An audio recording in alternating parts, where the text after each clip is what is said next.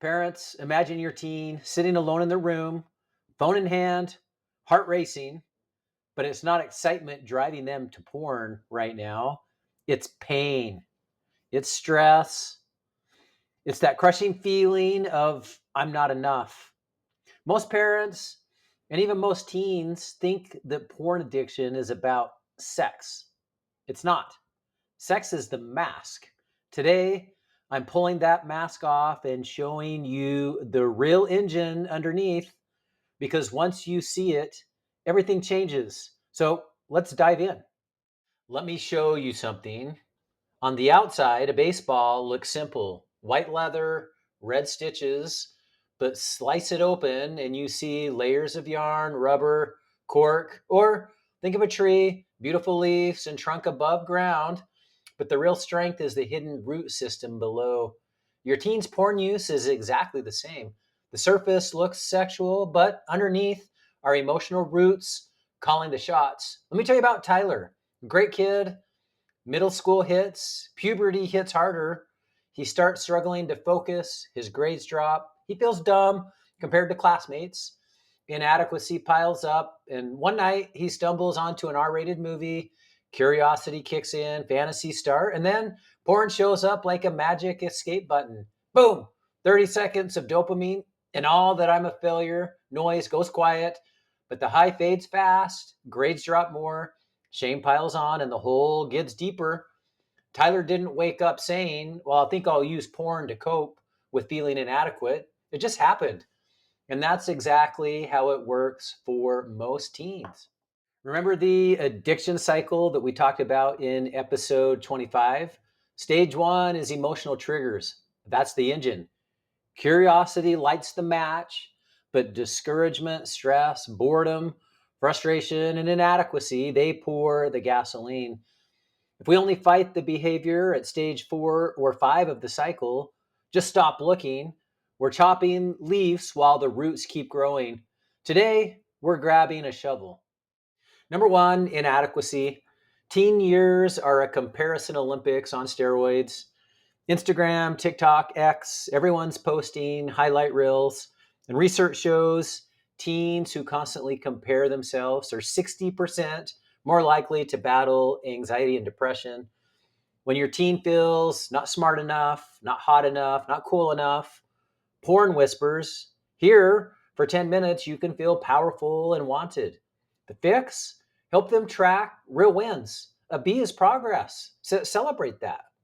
Number two, discouragement.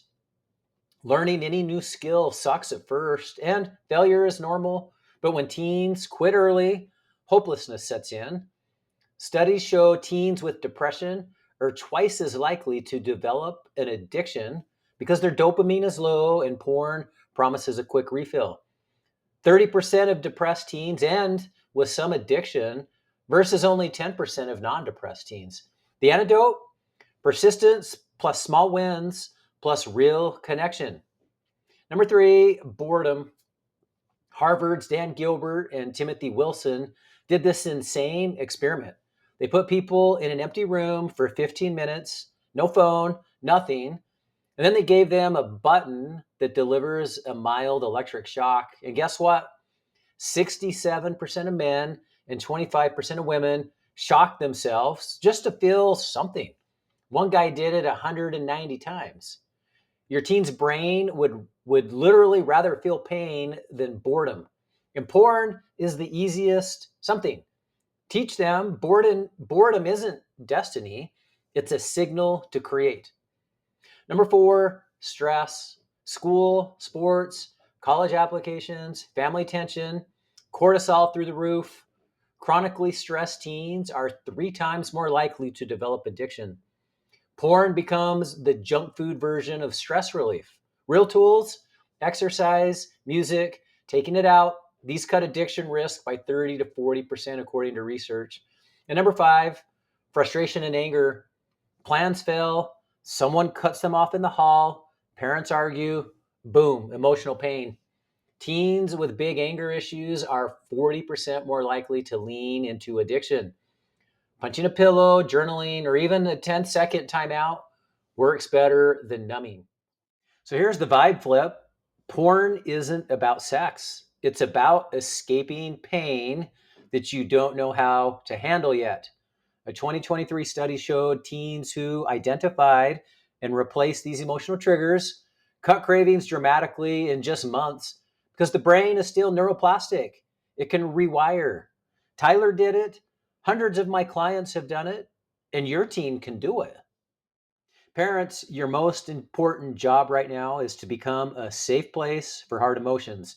When your teen knows that they can say, I feel like a failure today, without shame or lecture, then the roots start losing power.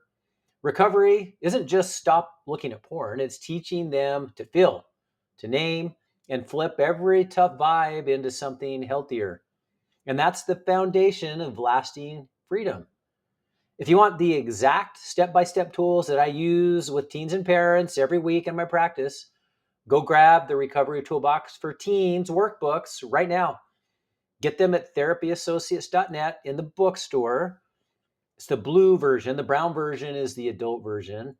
And the toolbox includes the Breaking Free workbook, the Breaking Free Parent Guide, and the 101 Tips for Quitting Porn workbooks.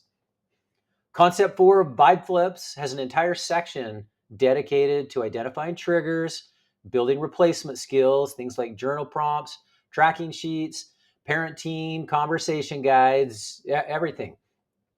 Links in the description and pinned comment. Hundreds of families are already using these workbooks, and your family could be the next. Parents, if this video helped you understand what's really going on with your teen, drop a "this makes so much sense" in the comments and share this with another parent who needs to hear it today. We're in this together, and I will see you in the next video.